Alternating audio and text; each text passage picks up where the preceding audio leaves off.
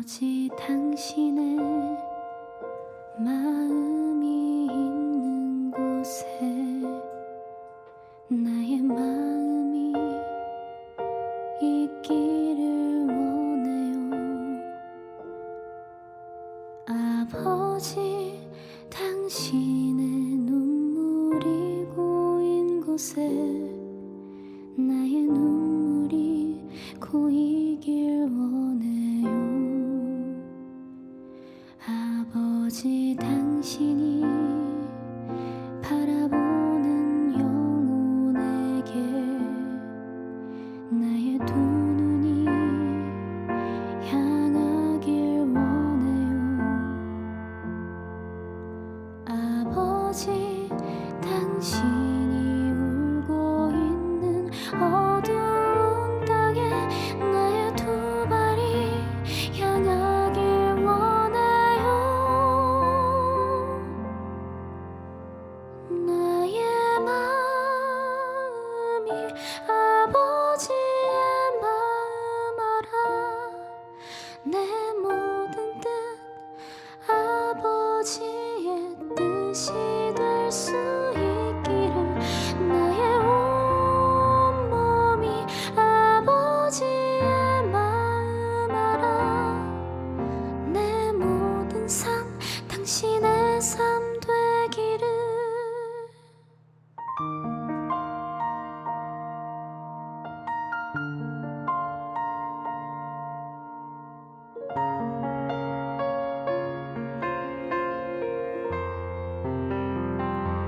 아버지 당신의 마음이 있는 곳에 나의 마음이 있기를 원해요.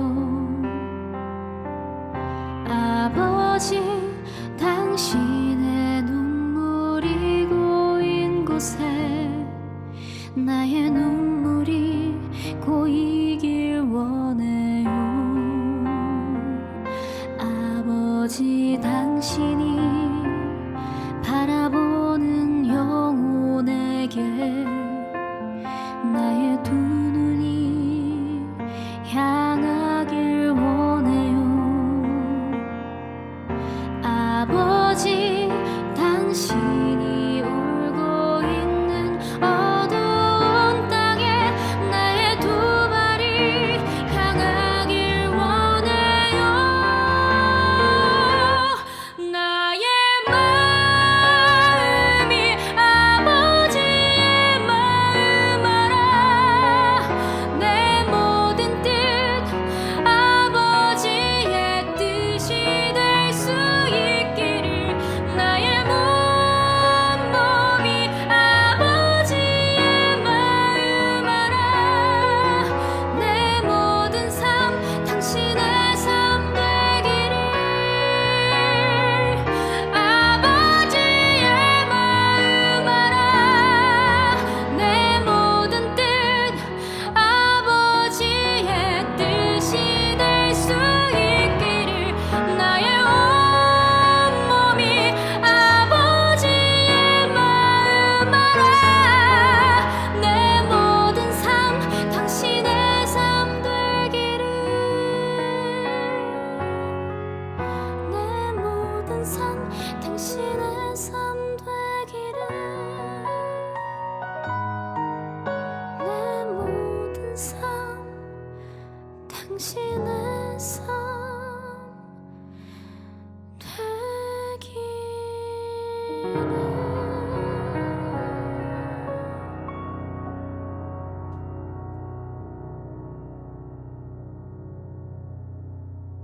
민수기 35장 26절부터 28절. 그러나 살인자가 어느 때든지 그 피하였던 도피성 지경 밖에 나가면 피를 보복하는 자가 도피성 지경 밖에서 그 살인자를 만나 죽일지라도 피 흘린 죄가 없나니 이는 살인자가 대제사장이 죽기까지 그 도피성에 머물러야 할 것임이라. 대제사장이 죽은 후에는 그 살인자가 자기 소유의 땅으로 돌아갈 수 있느니라. 아멘. 민수기 35장 26절부터 28절까지 말씀을 읽었습니다. 여러분 이게 어디 얘기예요? 도피성에 대한 이야기예요. 도피성. 그 도피성이 무엇인가 라고 하는 것을 우리가 좀 알아야 되겠죠, 그죠? 도피성이 뭐냐? 도피성 뭐 하는 거냐? 이게 알아야 되겠는데, 도피성이 뭐 하는 거냐면 살인을 저지른 사람이 거기로 도망가서 대제사장한테 나 이런 죄를 졌는데 사실 고의성 있는 건 아닙니다 라고 얘기를 하면, 그럼 대제사장이 듣고서 그럼 여기 도피성에 들어와서 도피하고 있어라, 숨어 있어라. 그러면 이제 대제사장이 죽을 때까지는 거기서 안전하게 있는 거예요. 그게 이제 도피성입니다. 도피하는 그 성이란 말이에요. 자, 그거는 이제 우리가 알고 우리가 말씀을 좀 나누도록 하겠습니다. 우리 여호수아를 한번 찾아보겠어요. 여호수아 20장을 보면 도피성에 대한 이야기가 쭉 나와 있어요. 여호수아 20장. 도피성에 대한 이야기가 1절부터 8절까지에 쭉 나와 있는 그런 내용이거든요. 도피성. 이게 이제 성경을 많이 안 읽어본 사람들에게 생소한 단어고, 성경을 많이 읽은 사람들은 그 도피성이라고 하는 게 생소한 단어는 아니에요. 원래 이제 뭐 피하는 곳이고, 피하고 숨는 곳이니까 도피하는 성이죠. 어떻게 보면 여러분이 세상에서 도망와서 도피해가지고 어디로 왔어요? 교회로 왔죠. 그러니까 이 교회가 도피성이 되는 거죠. 그러니까 세상으로부터 도망와서 이게 피해온 거잖아요. 그죠? 뭐 잘못해서 도망온 거예요? 뭐 그럴 수도 있는 거고, 그렇지 않을 수도 있는 거고, 교회라는 건 이제 피해서 온 거잖아요. 이게 도피성이나 마찬가지죠, 교회가. 자, 여호수아 20장의 1절부터 우리 8절까지의 말씀에 보면 도피성이 있는데, 이 도피성이 있잖아요. 7절, 8절에 보면 몇 군데가 나오냐면, 이 도피성이 몇 군데에다가 이것을 만들으라고 되어 있냐면 6군데에 만들어야 되어 있어요. 6군데. 예, 그러니까 도피성이 몇 개 돼야 된다고요? 6개가 돼야 된다는 거예요. 그럼 6개라는, 6이라고 하는 건 뭐를 의미해요? 6은, 7은 예수님을 의미하는데, 그죠? 7이 하면 뭐 안식일을 얘기하고, 안식일의 주인은 예수님이고, 그래서 7은 보통 예수님을 말하는데, 6은 보통 뭘 말하는 거예요? 예, 사람을 말하는 거예요, 사람. 그러니까 사람이 언제 창조됐어요? 며칠 날 창조됐죠? 6째 날 창조됐잖아요. 그래서 사람을 보통 6이라고 표현을 해요. 그러니까 사람이 사람답게 살지 못하면 뭐가 돼? 짐승. 그래서 짐승도 며칠 날 창조해요? 6째 날 같이 창조하는. 그러니까 6째 날은 짐승과 사람을 창조하는 거예요. 창세기 1장에 보면 무슨 말인지 알겠죠? 그러니까 7째 날은 하나님의 날이니까 창조가 다 완성됐다. 창조가 끝난 걸 완성, 안식이라 그렇게 말하는 거예요. 그래서 하나님이 쉬셨다. 그러면 하나님이 잠을 못 주면 창조하다가 보니까 너무 피곤하고 잠도 못 자고 스트레스 받고 힘들어가지고 그래서 이제 좀 쉬셨다 7째 날에, 그런 의미가 아니라 안식이라는 단어에는 뭐가 들어있다고요? 안식이라는 단어는 쉰다는 단어도 있지만 완성했다는 단어가 들어있단 말이에요. 그래서 완성했다. 그래서 7째 날이 완전이라는 말이고요. 완전. 그리고 안식이라는 말이 완성했다는 말이에요. 그러니까 7째 날 완성이 이루어졌다 이 말이죠. 그러면 창조가 몇째 날부터 몇째 날까지 이루어졌다고? 첫째 날부터 6째 날까지 이루어졌다고. 그렇죠? 6째 날에 뭐가 창조됐다고요?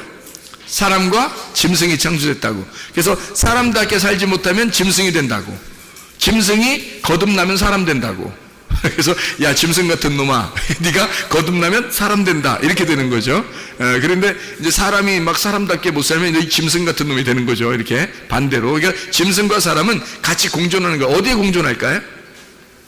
교회에 같이 공존한단 말이에요. 교회에 짐승과 사람이 같이 공존하는 것은 구원받은 사람과 구원받지 못한 사람이 같이 있는 거죠. 그죠? 그래서 구원받지 못한 사람은 예수님이 없으니까 예수님 없는 사람을 뭐라 그러냐면 짐승이라 그러고요.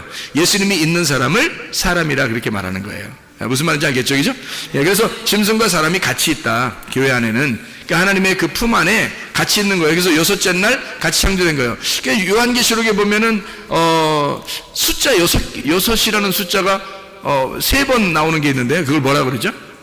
666이라 그러죠? 666이라는 거 그러면 무슨 말이겠어요, 여러분? 생각할 때 666 그러면 여기 이렇게 막 이마에다 팍 이게 박지 말라고 하는 거, 손에다 딱 박지 말라는 거, 이거 그런 의미. 왜 박지 말라는 거야? 이마에다 박지 마라, 손에다 박지 마라. 왜 그러는 거야? 이게 6이라는 숫자가 뭐기 때문에? 이게 사람 숫자이기 때문에 그런 거예요. 그러니까 사람 숫자는 그 사람이 사람답게 살지 못하면 짐승이 된다 그랬죠. 그러니까 그게 6이라고 하는 게 짐승 같은 사람을 말하는 거예요. 그래서 666이라는 마크를 어떤 짐승의 우상이 있는, 짐승의 우상을 섬기는 자들이 666을 받는다 그렇게 돼 있죠. 그래서 짐승의 우상을 섬긴다, 이 말이 무슨 말이냐면 사람이 사람인데 짐승 같은 사람이다 이 말이에요. 그러니까 짐승 같은 사람이 되었다. 다시 말하면 하나님을 믿는다고 하는데 누구 중심이다? 자기 중심이다. 하나님을 믿는다고 하는데 자기 중심이야. 그게 6이란 말이에요. 사람 중심이니까. 하나님 중심은 7이 되겠죠, 그죠? 하나님 중심은 7이 되죠. 근데 사람 중심은 6이 되는 거야. 그래서 666이 되는 거예요, 사람들이. 이게 짐승 같은 사람, 이걸 666이라고 그렇게 말하는 거죠. 그래서 666 마크를 받으면 어떻게 되나? 멸망한다 그러죠, 그죠? 그래서 6은 반드시 어떻게 돼야 돼? 죽어야 되는 거예요. 6은 죽어야 되는 거예요. 그래서 6은 파괴가 되고 7번째 예수님을 만나야 되는 거죠, 그죠? 6이라는 나는 파괴가 되고. 그래서 6이라고 하는 걸 여러분이 너무 막 666 뭐 이렇게 너무 무서워 생각하고 그렇게 하지 말고, 6이라는 게 쉽게 말해서 뭐냐면 나, 짐승 같은 나, 짐승같이 살아가는 나, 이게 이제 6이란 말이에요. 그러면 내가 뭐가 돼야 되겠어요? 이제 예수님을 만나서 7이 돼야 되는 거지. 예수님 만나 7이 되면 안식을 하게 되는데 아직 6에 머물러 있으면 세상에 머물러 있다는 거죠. 이런 세상에 머물러 있는 나를 위해서 이 땅에 도피성이 되신 6개로 오신, 죽으시러, 나 때문에 죽으시러 오신 6개의 도피성으로 오신 예수님을, 그걸 도피성이라 그렇게 말하는 거란 말이에요. 그러니까 한마디로 말하면 6이라고 하는 6이라는 것은 땅의 교회를 말한다면, 예를 들어서 땅의 교회를 말한다면, 그러면 이제 하늘의 교회가 이 땅에 오신 분이 누구냐면 예수님이에요. 그게 7이라는 말이란 말이에요. 그게 안식, 하나님 안에서만 안식이 있으니까. 그래서 7이라는 예수님이 하늘에서 이 땅에 내려오면 하늘의 교회가 되는 거죠, 그죠? 하늘의 교회가 이 땅에 내려오면 그분이 7이 되는 거예요. 그래, 우리는 어디에 숨어 있어야 돼? 6에 숨어 있는 게 아니라 7에 숨어 있어야 되는 거죠, 그죠? 그래 예수님 안에 들어가는 거지. 예를 들어서 이런 거 있죠. 그 가나의 혼인잔치에 항아리가 몇 개? 6개. 6개. 거기 비어 있어요? 뭐가 채워져 있어요? 비어 있어요. 그럼 비어 있단 말은 빈 항아리, 빈 깡통. 누굴 말할까?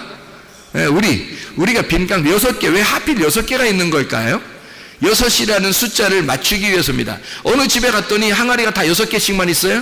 그렇지 않겠죠. 어느 집은 5개 있을 수 있고, 어느 집은 4개 있을 수 있고, 어느 집은 7개 있을 수 있잖아요. 근데 가나의 혼인잔치에 갔더니 그 집은 하필 6개가 있더라는 얘기야. 그 말은 사람을 의미하는 거예요. 깡통 같은 비어있을 때, 이게 비어있을 때 뭐가 채워지겠죠. 그래서 예수님이 채워라 할 때 그 물이 뭐겠냐고요. 말씀 아니겠어요? 말씀을 채우는 거란 말이에요. 그래서 이 빈 깡통 같은 나에게, 그래서 어떤 사람만 구원을 받을 수 있냐면 빈 깡통이 될 때, 나를 비울 때. 근데 이 속에 뭔가 막 꽉 차 있죠. 너 뭐 찾냐? 이런 말 하는 거 있잖아. 야, 너 뭐 머리에 뭐 찾냐? 이런 얘기 하는 사람이 있죠. 너 뭐 찾냐고 사람들이 그래요. 뭐 똥 찾냐? 이러거든. 그러니까 너 네가 알면 뭐 얼마나 아냐? 머리 네 머리에 뭐가 다 차 있으면 예수님이 들어가요, 못 들어가요? 못 들어가요. 자기한테 다 차 있으면 물이 안 들어간다고. 그래서 항아리가 비어 있는, 나를 비운 사람에게만 말씀이 들어가게 돼 있는 거예요. 그러면 그게 이제 포도주가 되는, 바뀌는 그런 기쁨이 된다는 얘기죠. 포도주는 기쁨이에요. 천국의 기쁨. 그러니까 말씀이 내 속에 들어와서 천국의 기쁨으로 바뀌는 거예요. 그게 이제 항아리가 빈 깡통 6개죠, 그죠? 그러니까 예수님이 와가지고, 예수님은 그러면 예수님 빈 깡통이에요? 아니죠. 물을 주는 분이잖아. 그러니까 빈 깡통 6개에다가 예수님이 옆에 서 있으면 몇 개? 7개. 예수님까지 7개. 그러니까 예수님은 7번째. 우리는 빈 깡통 6개. 이해가 되겠죠? 무슨 말인가? 그래서 항상 성경에서 6이라는 것이 나오면 사람을 말하려고 한다. 근데 사람을 말하려고 하는데 그 사람이 짐승 같은 사람을 말하기도 하고, 이 땅에 사람을 의미하는 것을 할 때 6이라는 단어를 자꾸 쓰더라. 그래서 사마리아 여자가 남편이 몇 명? 6명. 이상하죠, 그죠? 아니 남편이 6명, 아니 6명 얻을 만한 그런 정도의 능력의 여자면 뭐 7명은 못 얻었겠어? 8명은 못 얻었겠냐? 하필 6명까지 됐는데 이제 하나씩 채워나가는 거야. 끊어나가는 거죠. 한 명 버리고 두 번째, 세 번째 해서 6번째까지 됐는데 하필 7번째 예수님이 왜 오냐고. 이상하잖아요. 그죠? 5명 가로치우고 6명째 지금 살고 있는데 예수님이 7번째 왔단 말이에요. 예수님 7번째 와가지고 하필 왜 예수님이 7번째 오냐고. 이상하잖아. 그렇죠. 그죠? 그러니까 거기는 성경은 다 이게 어느 정도 사인이 들어있는 거예요. 그러니까 6명을 가지고 있는 남편을 가지고 있었던 여자에게 7번째 남편이신 예수님이 와가지고 너 6번째 남편 그것도 네 남편 아니야 이렇게 얘기하는 거죠. 예수님이. 그죠? 지금 집에 있는 네 남편도 너 네 남편이 아니다라고 하는 그 6번째 남편은 누굴까? 누구예요? 예, 그 집에 있는 남편이 있으니까 성전을 말하는 거예요. 성전. 그럼 성전은 어떤 성전? 성경에서 말하는 6번째 성전은 어떤 성전일까요? 돌성전. 무너져야 할 돌성전이란 말이에요. 예수님은 7번째니까 예수님은 어떤 성전?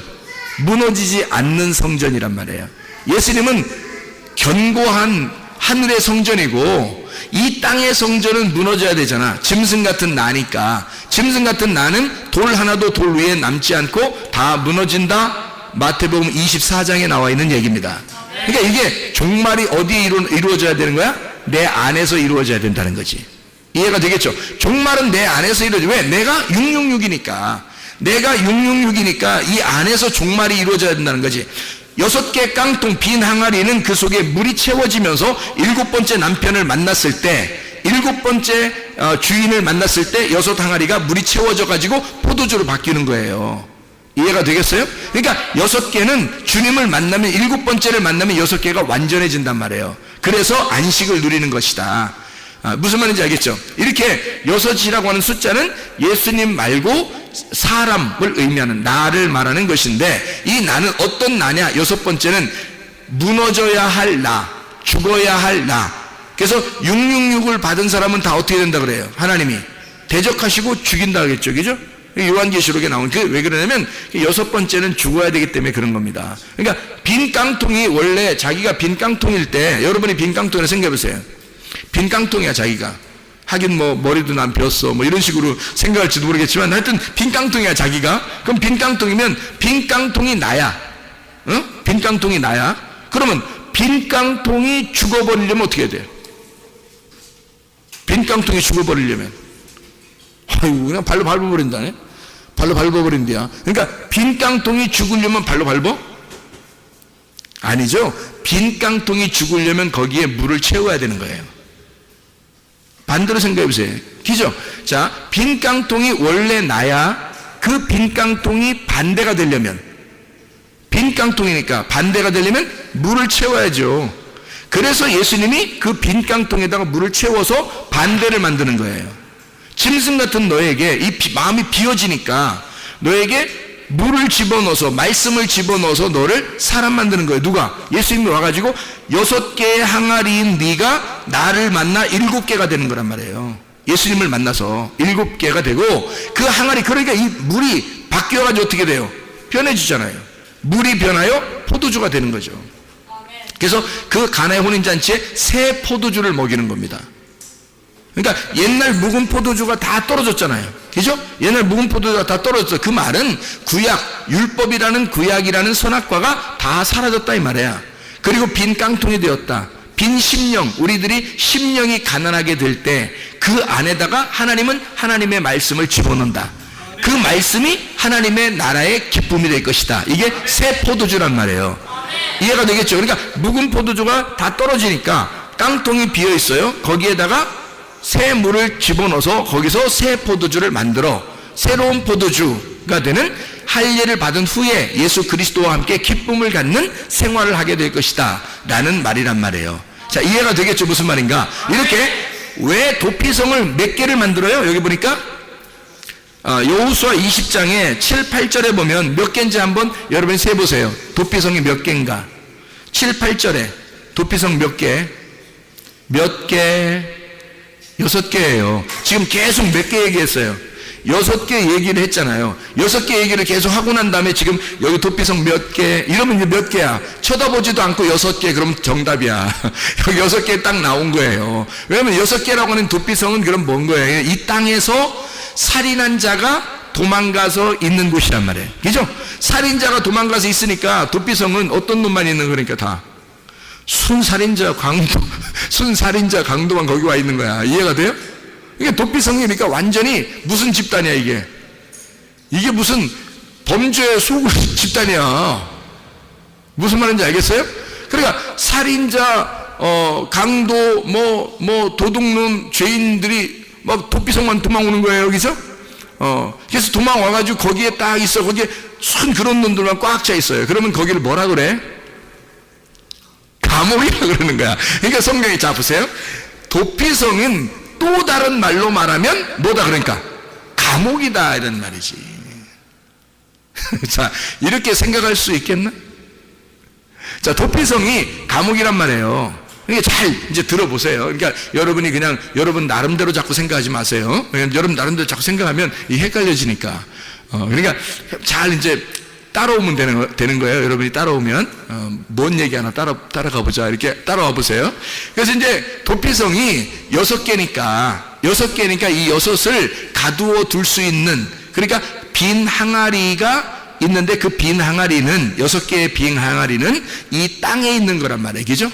그러면 하늘에서 7번째가 오면 7이 되니까 7은 뭐예요? 하늘이 되잖아요. 그러니까 6은 땅의 것이 되는데 7은 하늘이란 말이에요. 하나님이란 말이야. 그렇죠? 그러니까 예수님이 6명의 남편에서 예수님이 합해지면 7번째 남편이 되니까 7명이 되니까 하늘이 되는 거예요. 하늘 남편이 되는 거예요. 7이. 그러니까 6 항아리도 빈 거였는데, 땅에서는 빈 거였는데 예수님이 오니까 7이 돼버리는 거예요.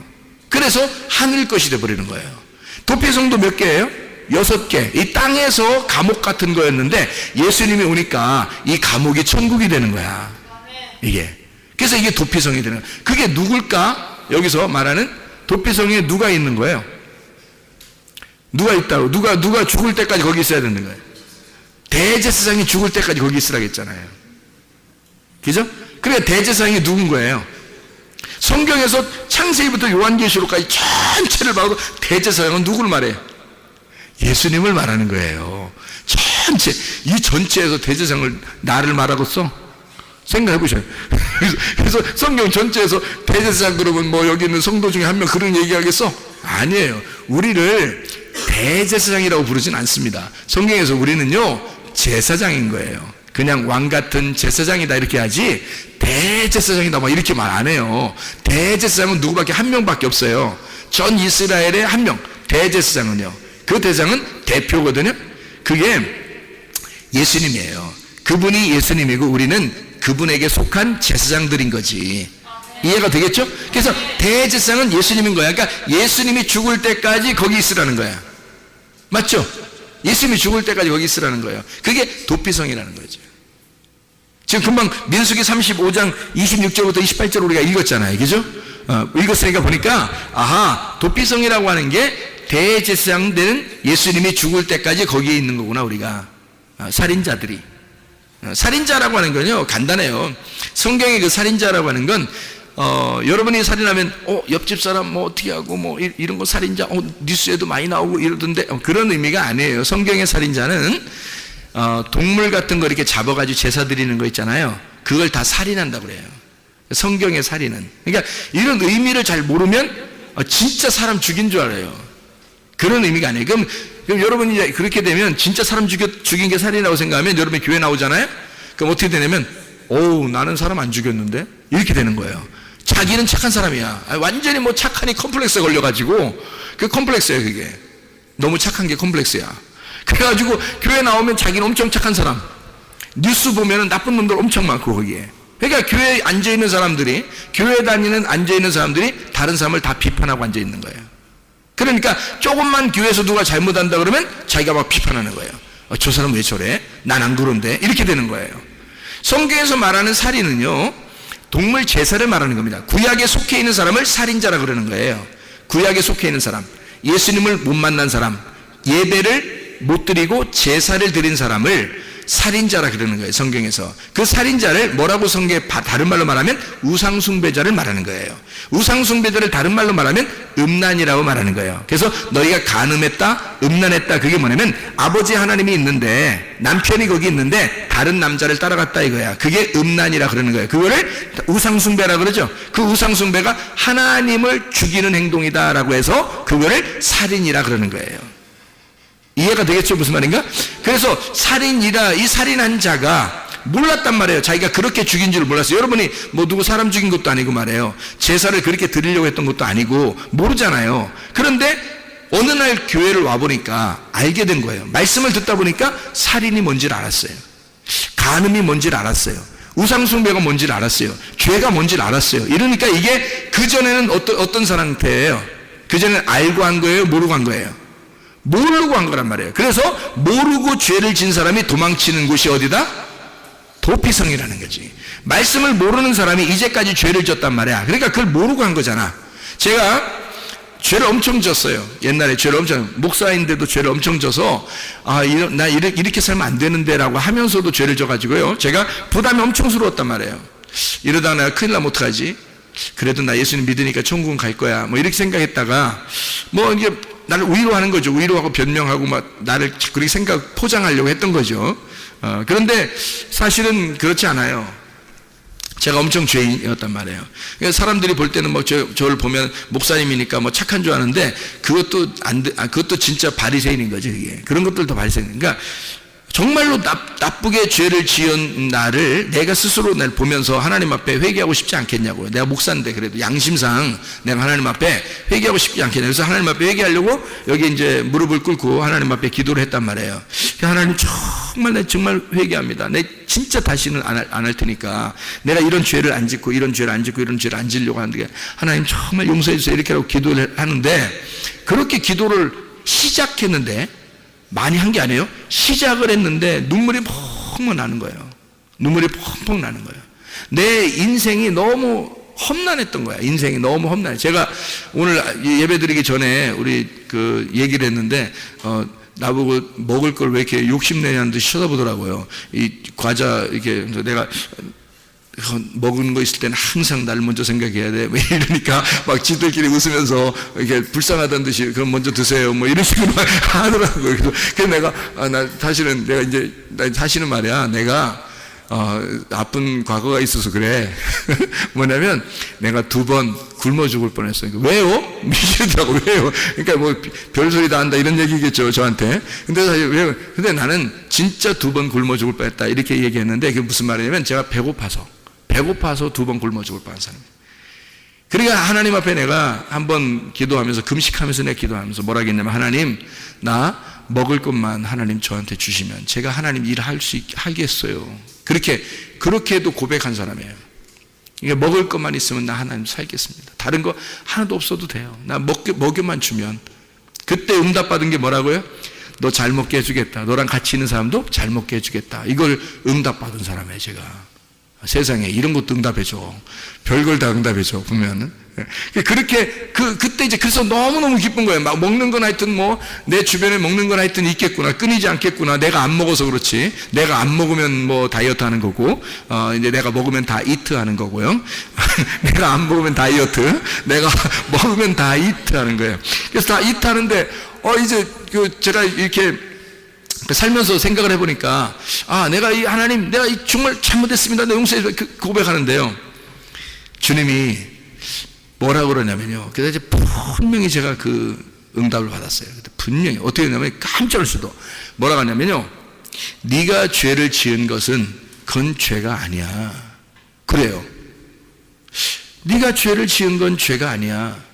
뭐가 죄냐면 네가 나를 믿지 않았기 때문에 그렇게 죄를 진 거야. 나는 목사님인데, 신학 공부도 하고, 그래도 많이 공부한 사람인데, 나름대로 엄청 많이 공부한 사람이거든요.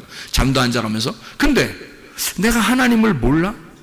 내가 하나님 안 믿는 거야? 하나님은 네가 나를 안 믿었기 때문에 그런 죄를 지는 거야. 네가 나를 모르기 때문에 그런 죄를 진 거야 라고 얘기한 거예요. 분명히 제가 응답받았어요. 그래서 제가 그날 더 눈물이 나는 거예요.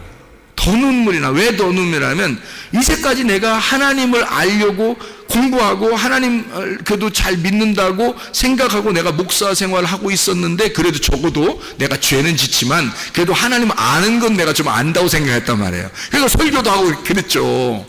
그런데 하나님 입장에서는 네가 나를 모르기 때문에 이런 죄를 짓는 거고, 네가 나를 안 믿어서 죄를 진 거다라고 분명히 응답을 받았습니다. 제가 엉엉 울었어요. 너무너무 아마 엄청 울었어요. 오랫동안 막 엉엉 울면서, 하나님 그러면 내가 알고 있었던 거 다 내려놓을 테니까, 내가 그래도 아는 척 좀 하고 내가 좀 안다고 생각했을 거 아닙니까? 내가 아는 거 다 내려놓을 테니까 하나님, 그럼 하나님을 알려주세요. 나에게 말씀 좀 알려주세요. 그럼 하나님의 그 마음을 알려주세요. 그렇게 기도한 거예요. 그때부터 하나님이 성경을 막 알려주시는 거예요. 이게 이게 막 이해가 되는 거야. 성경이 이해가 되는 거야. 이게 무슨 말인가. 그러니까 겉으로 읽을 때는 몰랐는데 속의 내용을 보니까 이제 알겠는 거예요. 이 내용이 알려주니까.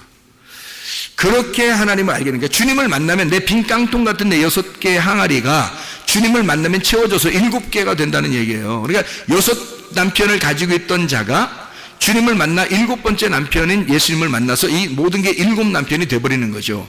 그래서 완전함이 되는 것이란 말이에요. 그러니까 말씀이, 예수님을 만나면 말씀이란 6이 나의 말씀이 예수님을 만나면 6이 7이 됨으로써 완전해지는 거란 말이에요. 하늘의 말씀이 되는 거죠. 땅에서 알고 있었던 말씀이 하늘의 말씀이 되는 거예요. 그래서 7으로 바뀌어야 된다는 거야. 여러분이 6에서 7으로 바뀌시기를 바랍니다. 7으로 바뀌어야 돼요. 여러분 그래야지 이게 말씀이 깨닫게 되는 거죠. 6으로 살고 있으면 짐승 같은 나, 기껏 열심히 해봐야 가장 잘 되는 게 빈 깡통. 거기서 하나님 앞에 더 잘 되는, 하나님이 물을 채워주시는 거, 말씀을 채워주는 거. 그러면 주님을 만나 7개의 항아리가 되는 거죠. 예수님이 우리를 위한 항아리가 되니까. 그래서 7개의 항아리가 돼서 완전함을 이룬단 말이에요. 그러면 하늘나라의 천국의 잔치가 새 포도주로 열리게 되는 것입니다. 그게 거기서 떠간 하인들만 알더라 그랬잖아요. 거기서 이걸 직접 물을 붓고 그걸 뜬 사람들만 아는 거예요. 그러니까 자기에게 직접 경험이 된 사람들만 말씀을 아는 거예요.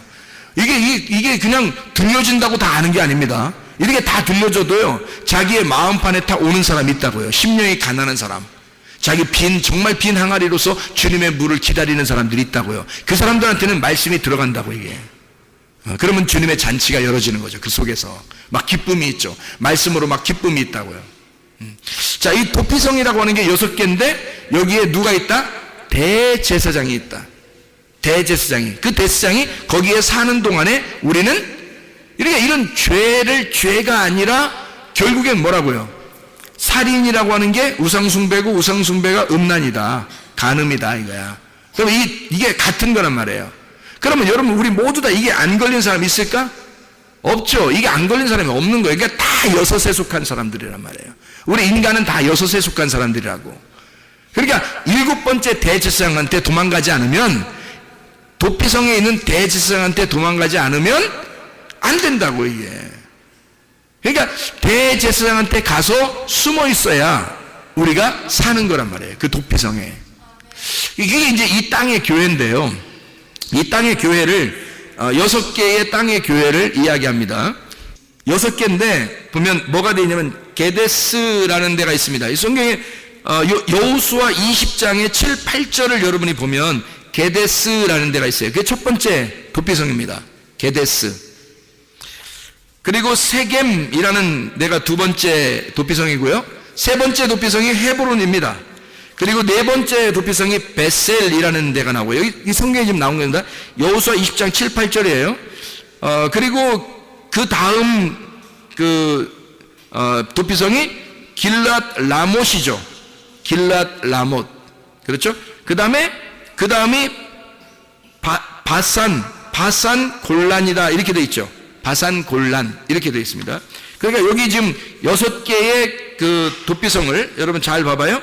게데스, 세겜, 헤브론, 그리고 베셀, 길랏 라못, 그 다음에 바산 골란, 이렇게 6개가 되어 있잖아요. 이것에서 누가 있다고요? 대제사장이 이거를 관리하는데, 대제사장이 있으면 7이 되는 거라고. 그러면 여러분에게 주님이 계시면, 대제사장 되신 예수님이 계시면 이 땅의 교회가 뭐가 되는 거예요? 도피성이 되고 우리를 감추어 줄 수가 있다는 얘기예요.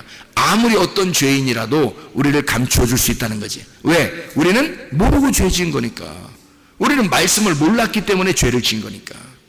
말씀을 알았다면 죄 지켰어요, 여러분이? 지라게도 못 지는 거예요.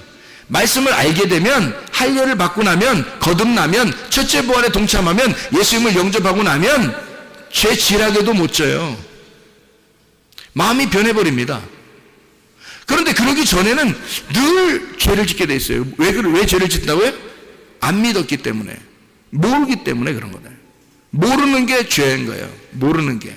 그래서 요한복음 17장 3절에 보니까 여호와 하나님과 그 아들 예수 그리스도를 아는 것이 영생이라. 그 아는 것이라는 말이 뭐라고요? 기노스코. 기노스코가 뭐라고요? 몸과 마음으로 깨달아진 거, 아는 거. 이걸 기노스코라 그래요. 그 기노스코가 되면 영생이 온다, 이렇게 된 거예요. 너희가 나를 믿지 않는 것이 죄다라고 하는 것은 요한복음 16장 9절에 나와 있는 말씀이고요.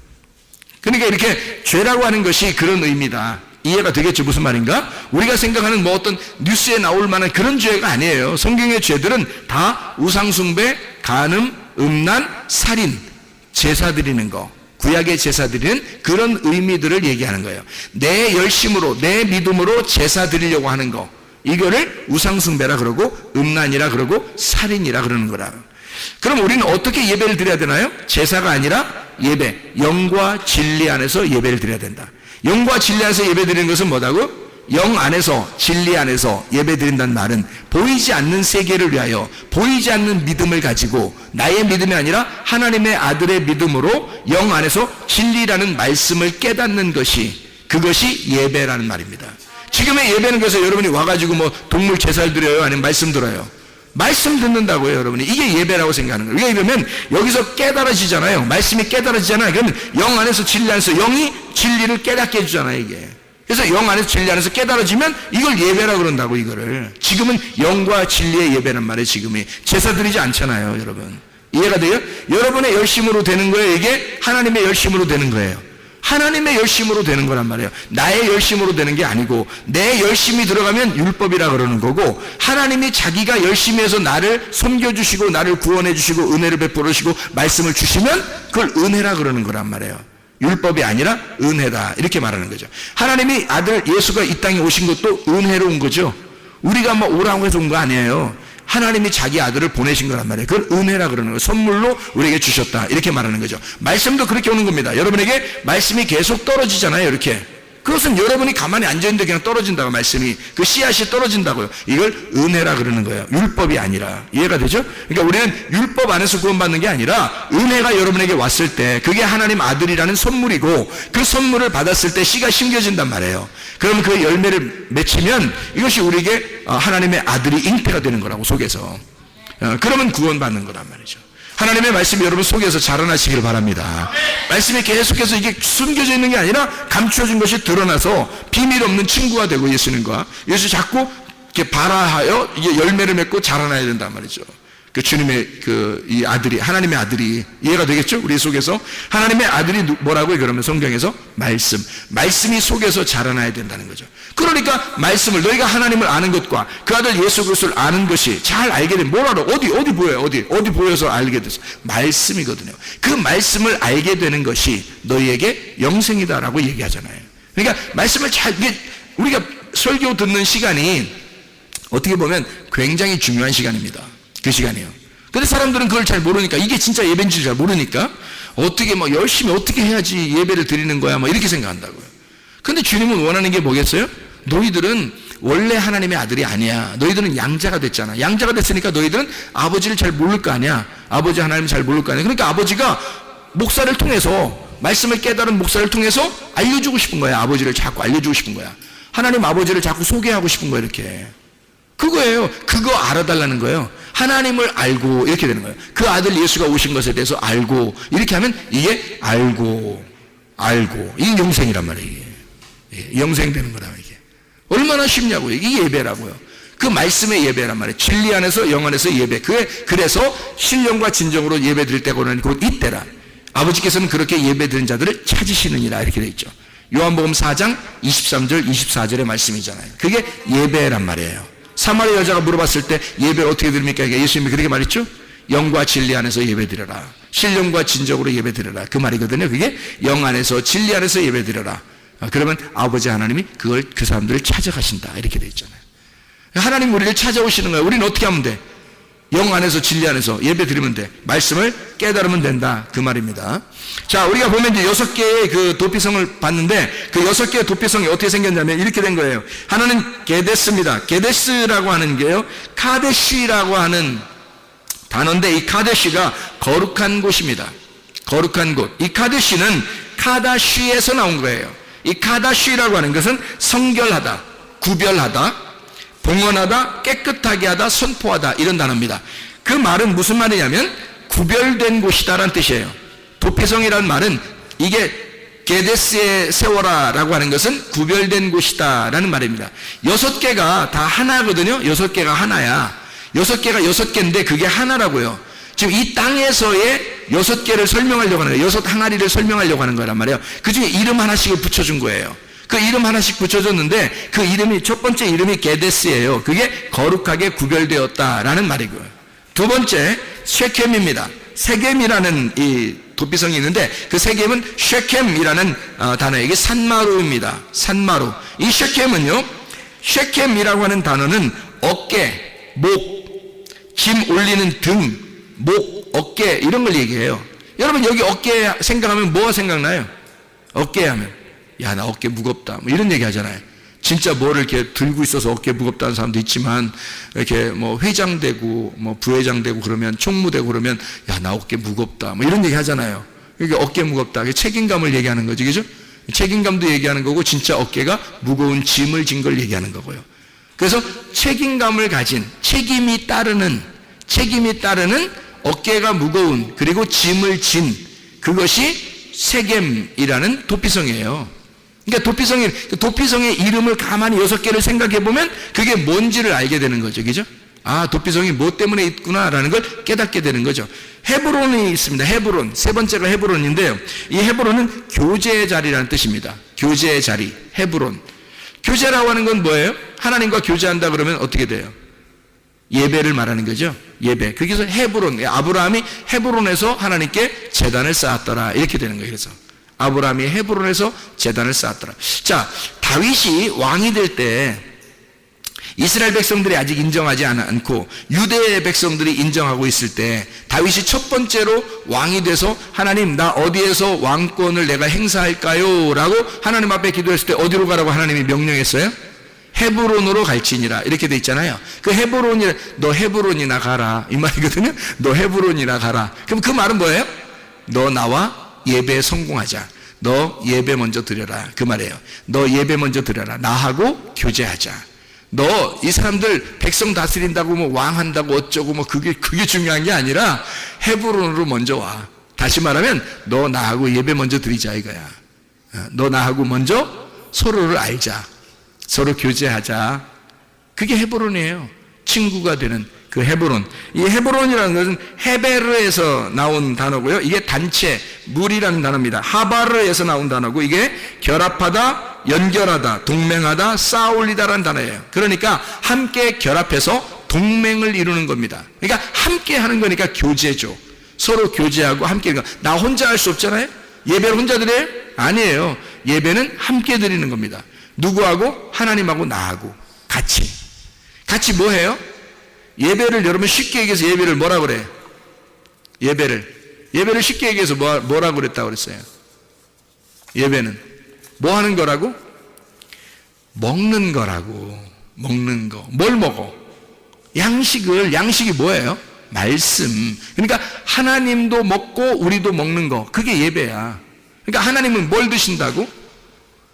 가슴과 우편 뒷다리는 누가 먹어? 우리가. 먹기 좋은 거는 우리가 먹는 거고, 그리고 하나님 뭐 드신다고요? 기름과 피를 드신다고. 그래서 하나님에게 제사 드릴 때는 기름과 피를 하나님 앞에 드리잖아. 그렇죠? 우리는 가슴과 우편 뒷다리를 먹게 돼 있는 거예요. 하나님의 사랑, 가슴을 먹게 되고 하나님의 마음을 알게 된 사람이 여호와의 능력으로, 그 우편 뒷다리 능력으로 살아가야 된다라는 그런 말이에요. 그리고 하나님은 뭐예요? 기름, 그리고 피. 이건 순전히 뭐야? 기름은 성령님을 의미하고 피는 예수의 피, 죽음을 의미하는 거죠. 그래서 예수의 죽음으로 성령 그 안에서만 하나님 받아주시는 거니까 예수님만 먹는 거야. 하나님은 온전히 자기 아들만 먹는 거예요. 성령 안에서 예배 드릴 때만 하나님 받아주시는 거야. 그러니까 하나님은 기름과 피를 먹고 우리는 가슴과 우편 뒷다리를 먹어. 그러니까 함께 먹는 걸 화목제라고 그러고 그걸 헤브론, 하나님과의 교제, 이게 하나님과의 친교라 그렇게 말할 수 있는 예배라는 말입니다. 예배는 우리 혼자 먹는 게 아니에요. 하나님하고 우리하고 같이 먹는 거야. 그걸 예배라 그러는 것입니다.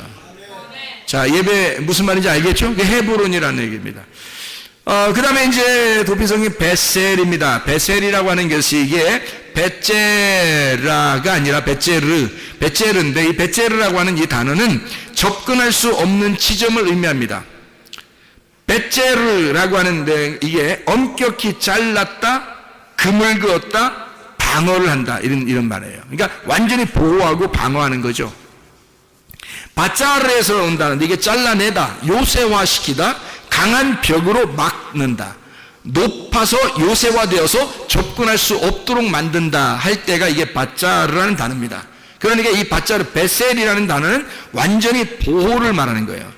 하나님이 우리를 보호하시는 장소, 이게 도피성 베셀이라는 도피성. 길르앗 라못 할 때 길르앗은 갈에드라는 단어고요. 이게 갈에드, 이게 증거의 무덕입니다. 갈에드, 갈이라는 게 굴려진이라는 말이고 더미, 물샘, 파도 뭐 이런 말이고요. 가랄에서 나온 단어인데 이게 굴르다, 굴러가다, 흘러내려오다 이런 단어고 거기에다가 에드가 이게 합해졌는데 에드라는 말이 증언, 증거라는 말입니다. 이게 우드에서 나온 말이고 이게 두 배로 하다, 이중으로 하다, 반복하다, 증언하다, 바로 세우다라는 말입니다. 자, 그러니까 이걸 합하면 뭐예요? 갈이라고 하는 말, 이게 가랄이라는 데서 나온 거고 더하기 에드라고 하는 증거, 우드에서 나온 단어인데 이걸 합해보면 이게 갈에드가 되는 거예요. 갈에드, 이게 길르앗이라는 말입니다. 증거의 무더기. 다시 말하면 하나님이 우리를 이렇게 완전히 이중으로 막을 쳐준다는 얘기예요. 이중으로 막을 쳐준다. 그래서 이중으로 갚아주는, 이중으로 막을 쳐서 두 배의 축복. 이게 이제 도피성 길르앗에 있는 라못인데 라못이 라모트라는 게 높은 곳입니다. 높은 곳. 라마에서 나온 것인데 높은 것이고 이게 라암에서 일어난다, 들려지다라는 말입니다. 다시 말하면 들려 올려지는 거예요. 그러니까 들어 올려져서 이 길르앗 라못에 이렇게 들어 올려지는 그 도피성. 다시 말하면 하나님이 우리를 볼 때 이 높은 곳으로 인도하신다는 의미죠. 그죠? 높은 곳으로. 그래서 이 땅과 이 하늘에서 밑에서 위로 이렇게 올려서 이 사람들을 보호하고 두 배 갑절의 축복을 줘서, 예를 들어서 욥이라는 사람이 원래 있던 욥이 시험에 들려 있다가 다시 이겨낼 때 말이에요. 이겨내는 자라 됐을 때 그때 두 배의 축복을 주잖아요. 그죠? 장자권의 축복이거든요. 그래서 그런 두 배의 축복을 주는 장소, 길르앗 라못이란 말입니다. 바산 골란, 이게 마지막인데 이 바산 골란이, 바산이라는 게 로맘에서 나오는 이 바산, 높임, 찬양하다라는 그런 단어, 라맘에서 나온다는데 이게 라맘, 일어나다, 높이다, 들어 올리다라는 말이고요. 이게 골란이라는 말은 고란인데 포로입니다. 포로. 참 이상한 단어예요. 이 단어가 도피성인데 포로라는 단어예요. 골란에서 포로, 곤란하다 이 말이에요. 곤란하다. 이게 포로가 된다는 말인데 가라에서 나온 거예요. 희한한 단어인데 이게요.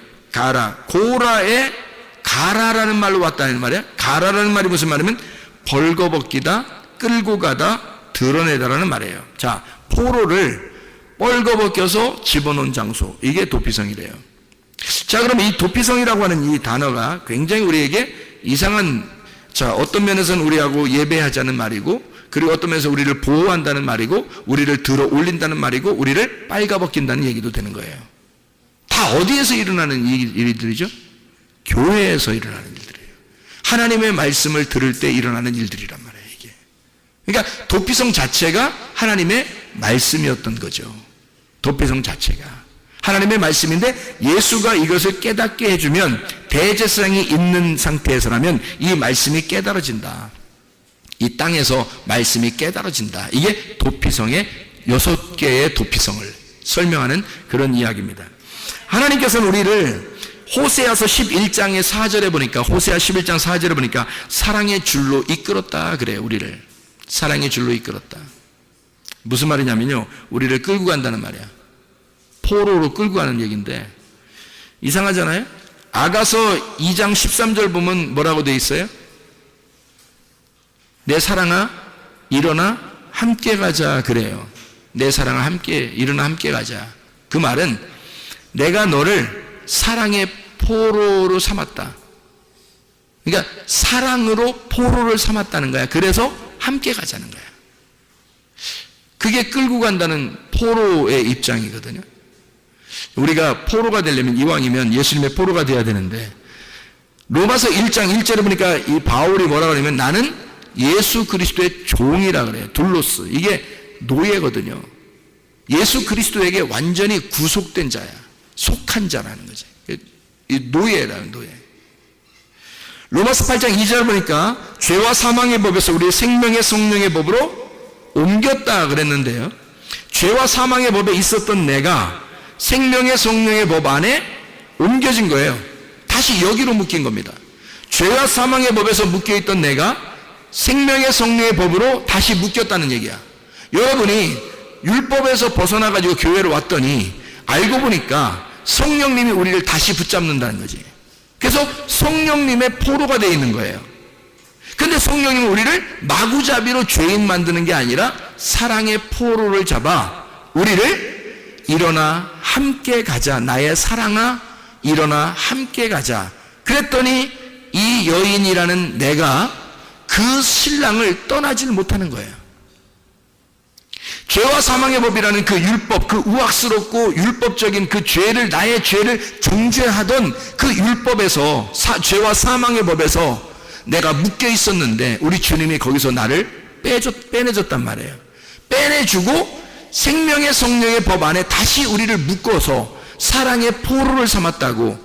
그래서 우리 주님은 우리를 어떻게 하냐면 우악스럽게 우리를 가자고 하는 게 아니라 인격적으로 우리 함께 갈까. 내가 너를 너무 사랑하는데 우리 함께 가자. 이게 사랑의 포로예요. 이게 어디에 나오는 거냐면 도피성이 그런 곳이라고요.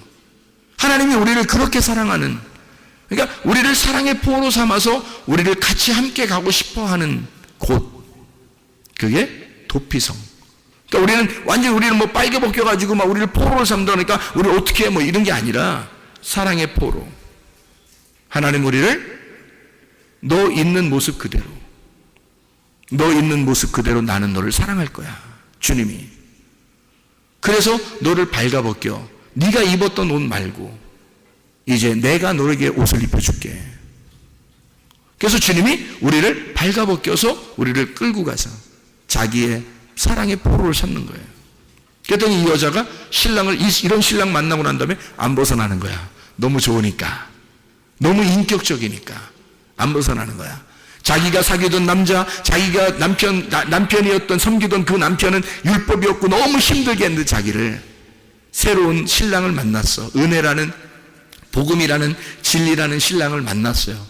이 남자친구는, 이 신랑은 너무 잘해주는 거야. 자기를 함께, 내 사랑아 함께 가자. 슬프면 같이 슬퍼해주고 기쁘면 같이 기뻐해주고, 자기가 앞에 막 먼저 막 가는 것도 아니고 함께 동행하는, 같은 걸음으로 같이 가는, 늘 옆에서 같이 있어 주려고 하는 그런 사랑의 신랑이라는 거죠. 그게 주님입니다. 그게 우리의 도피성이고 우리의 주님이시라는 거죠. 이렇게 친구처럼 사랑하는 거, 이게 진짜 신랑과 신부. 결혼 잘한다, 결혼 잘했다, 결혼 잘해야 된다, 결혼 잘했구나, 이런 걸 어떻게 알 수 있어요? 어떻게 되면 결혼 잘했다는 거야? 둘이 친구 되면, 둘이 친한 친구가 되면, 서로 비밀이 없고 서로 자기의 것을 감추지 아니하고, 그리고 친구처럼 지낼 수 있다면, 그러면 결혼 잘하는 거고 결혼 잘한 것입니다. 우리는 모두 결함이 있지만 결핍이 없게 만들어 주시는 것, 이게 선한 목자가 하시는 거예요. 주님은 우리에게 늘 우리는 결함이 있어요. 부족하고 연약해요. 그런데 결핍은 없어요.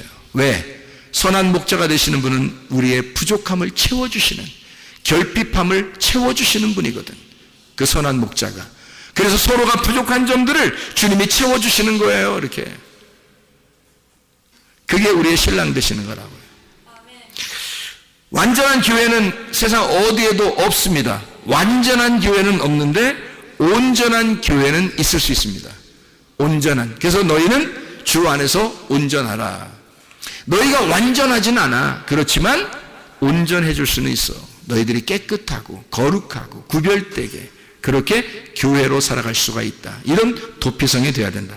우리는 완전하지 않지만 온전하게 살 수 있다. 완전한 교회는 없지만 온전한 교회는 있을 수 있는 겁니다. 우리 교회가 이런 온전한 교회가 되시기를 바랍니다. 하나님이 기뻐하시는 교회, 이 마지막 때에 하나님의 도피성과 같은 교회, 누구든지 와서 물로 씻고, 누구든지 와서 용서받고, 누구든지 와서 자기의 죄를 회개하고 기쁨으로 누릴 수 있고 위험을 당하지 아니하고 그런 교회.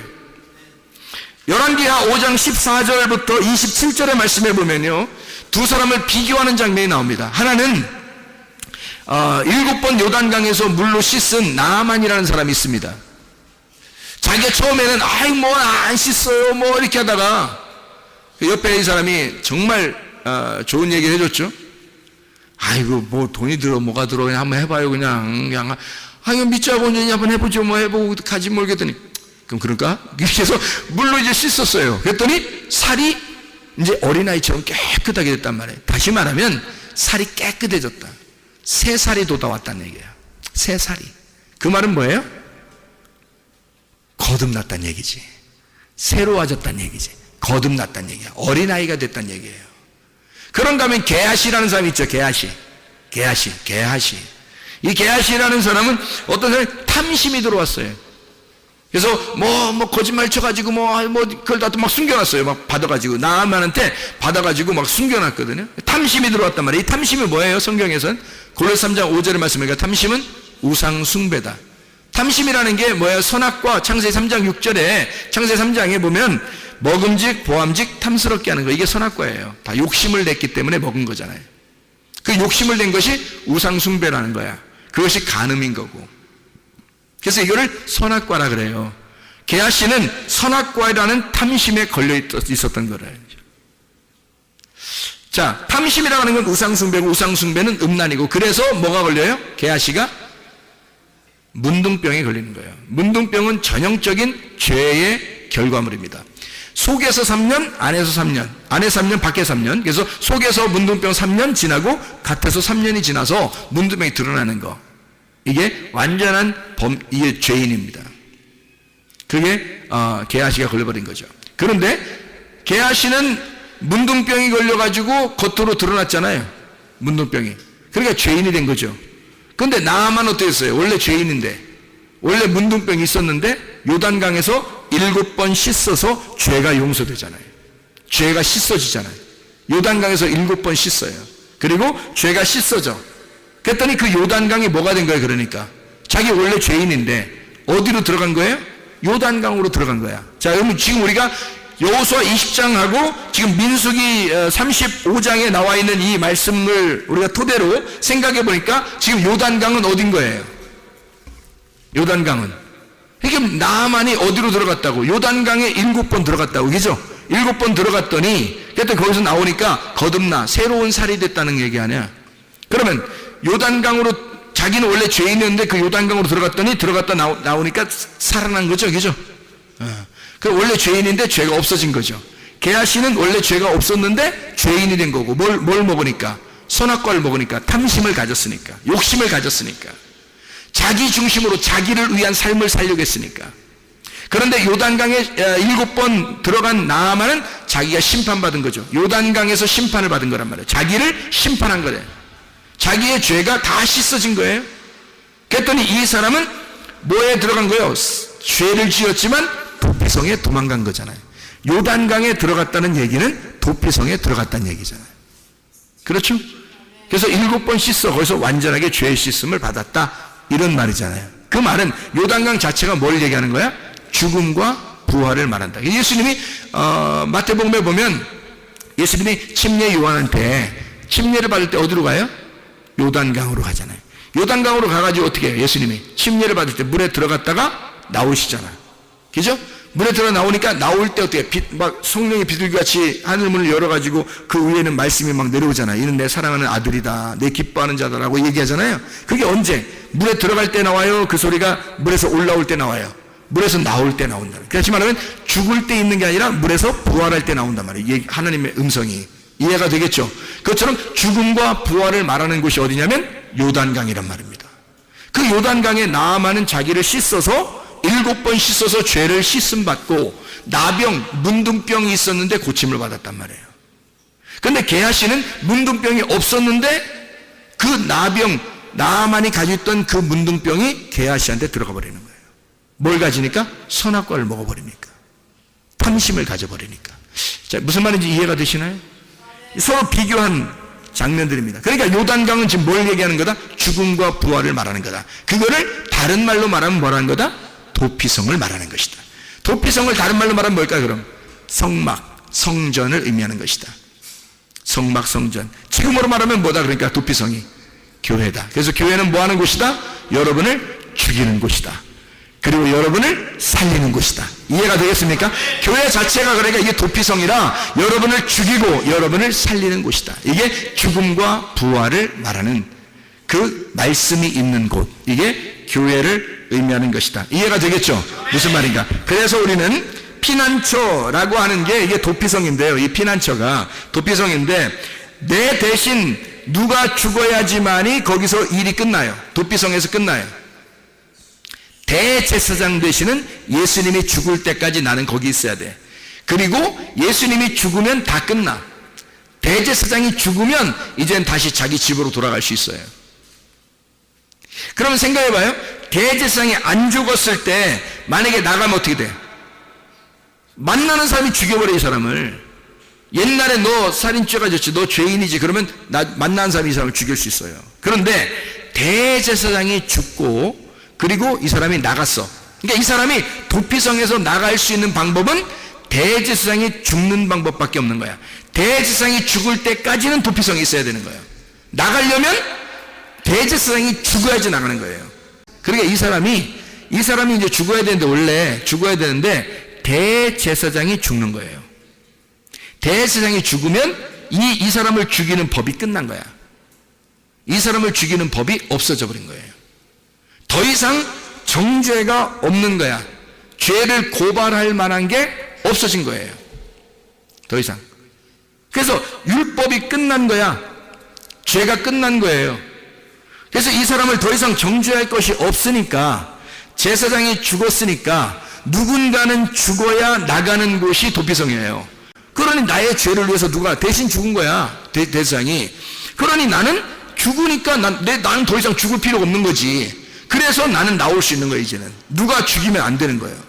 만나도 옛날에 나의 과거를 아는 사람이 이 사람을 만나도 죽일 수 없는 거예요. 왜냐하면 대제사장이 대신 죽어서, 대상이 죽었다는 증표가 있으니까 이 사람에게. 그러면 법이 없어진 거잖아요. 법이 없어졌으니 누가 이 사람을 정죄할 수 있겠냐 이거야. 아무도 정죄할 수 없죠. 그래서 살아나갈 수 있는 거예요. 대제사장이 죽으면 나가는 곳, 이게 도피성이에요. 놀라운 거죠. 그러니까 여러분이 진짜 예수 그리스도 안에서, 이게 뭐라고요? 도피성이 하나의 감옥 같은 거예요. 왜? 죄인들만 모이는 거니까. 죄인들만 모여서 이게 도피성이니까, 이게 죄인들만 모이는 게 감옥이야. 근데 이게 어디서 이게 해방을 받을 수 있냐면 대제사장이 죽으면 해방받는 거예요. 이게 도피성이라고요. 노아의 방주 같은 거죠. 노아의 방주 들어갈 때는 죽는 거고요, 나올 때는 부활하는 것입니다. 똑같은 얘기죠. 무덤과 같은 거예요. 무덤. 교회가 딱 무덤과 같죠. 이게 배 같은 거죠. 그럼 여기에 들어갈 때는 죽는 거고 나올 때는 부활하는 거란 말이에요. 그래서 이게 완전히 죽은 사람은 나오면서 부활하는 거란 말이죠. 죽음과 부활을 같이 말하는 곳, 무덤과 같은 노아의 방주, 교회 같은 곳, 말씀을 경험하고 그 말씀만 남고 내가 죽으면, 말씀만 남고 내가 죽으면 벗어나게 되는 곳, 내가 죽고 나를 아는 그 대세상이 죽고 그리고 말씀만 남아있으면 내 속에, 그러면 나는 벗어나 살게 되는 곳, 이걸 도피성이라 그렇게 말하는 겁니다. 그래서 마가복음 8장 34절에 주님이 따라오라고 그래요. 어떤 사람 어떻게 따라오라고 그래요? 자기를 부인하고 자기 십자가를 지고 따라오라고 그러잖아요. 자기를 부인하고 자기 십자가를 지고 따라오라고 그래요. 그러면 어디까지 따라가? 우리가 자기 십자가를 지고 자기를 부인하고 따라갔더니 어디로 가? 예수님이 무덤으로 들어가더란 얘기야. 십자가에 죽으시고 내 십자가를 지고 따라갔더니, 나를 부인하고 따라갔더니 어디까지 가? 주님의 십자가에서 어디로 들어가? 무덤으로 들어가더라는 거지. 그랬더니 무덤으로 가니까, 자, 무덤으로 가니까 이게 뭐라고? 도피성이라고. 그게 도피성이라고. 그랬더니 그 무덤이 더 이상 나를 죽이는 곳이에요. 이제 예수님이 죽었으니까, 내가 죽었으니까 거기서 나를 더 이상 죽이는 곳이에요. 나를 이제 살리는 곳이 되겠어요. 살리는 곳이 된단 말이죠. 누군가는 죽어야 끝나는 장소, 이게 도피성.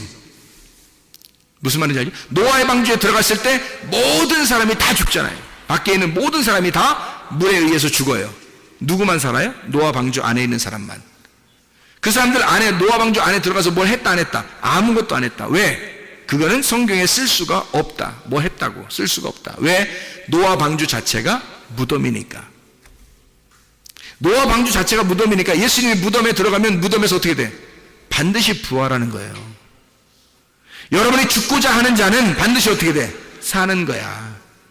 여러분이 살려고 그러면 반드시 죽는 거예요. 여러분이 죽고자 하면 반드시 무덤에서 나오게 돼 있다. 부활해서 나오게 돼 있다고. 그거를 사는 거라고 얘기하는 거라고요. 주님은 우리 보고 무덤까지 따라오라 그래. 무덤까지 갔더니 우리를 부활시키더라는 거지. 이해가 되겠습니까? 그걸 우리는 성경에서 뭐라고 말하냐? 도피성이라고 말한다. 자, 마지막으로 민수기 35장 26절부터 28절까지 말씀, 도피성이라는 말이 나와요. 대지상이 죽을 때까지 거기에 있어라, 그런 얘기고요. 대상이 죽으면 너는 빠져나오게 될 것이다 라고 이야기합니다. 내가 죄를 고백한 대지상이 죽었다. 다시 말하면 공소시효가 끝났다라는 말이고, 나를 정죄할 정죄가 더 이상 없다. 법전이 없어져 버렸다는 얘기야. 그 법이. 그러니 나를 정죄하겠느냐, 누군가가? 안 된다. 이미 죽었으니까. 정죄할 그 율법이 죽어버린 거란 말이에요. 더 이상. 그러니까 우리에게는 복음만 남아있는 거지, 진리만 남아있는 거지. 그래서 나와 하나 된 그 대제사장이 죽을 때 나는 자유하게 된다는 겁니다. 왜 성경에 그런 식으로 도피성을 써놨을까? 라고 하면 민수기 35장 26절부터 28절에 도피성이라는 이 단어가 미크라트라는 단어입니다. 미크라트라는 이 단어는 수용한다라는 단어인데, 수용한다라는 단어인데요. 미크라트, 이 미라고 하는 게 이게 mem에서 나온 겁니다. mem이라는 게 장소예요. 장소. 그리고 카라트의 장소예요. 그러니까 mem이라는 게 장소고 카라트, 그래서 이걸 합해서 미크라트라고 하는 거예요. 이걸 도피성이라는 단어거든요. 도피성은 미크라트인데 이게 mem, 장소, 그리고 카라트의 장소다, 이런 얘기야. 그럼 카라트가 뭐냐면, 카라트란 단어는 불구로 만들다는 단어예요. 불구로 만들다. 지체 부족한 자로 만든다. 어서 많이 듣던 얘기 아니에요? 지체 불구자로 만든다. 어서 많이 듣던 얘기죠? 야곱이 하나님하고 싸울 때 하나님이 야곱을 쳐서 불구자로 만들죠. 그렇죠? 그게 도피성. 그 장소가 야곱이 죽는 장소란 말이에요. 야곱을 완전히 꺾어내는 장소, 야곱을 완전히 꺾어버리는, 죄 지은 자가 그 도피성으로 도망가 자기의 옷을 다 벗겨지는 그 장소, 자기의 수치를 정확하게 깨닫는 장소, 그래서 자기가 죽어버리는 장소, 자기가 없어지는 장소, 그리고 예수라는 말씀이 살아나오는 장소가 미크라트, 도피성. 예수 그리스도가 여러분의 도피성 되길 바랍니다. 우리 교회가 이 마지막 시대의 도피성 되기를 바랍니다. 그래서 주님 만나는 장소가 다 되시기를 바랍니다. 우리 하나님 아버지 인도하시고 사랑하심을 감사합니다. 주의 말씀대로 살다가 주님 만나게 도와 주시옵소서. 예수 그리스도 존귀하신 이름 받들어 기도 올리옵나이다. 아멘.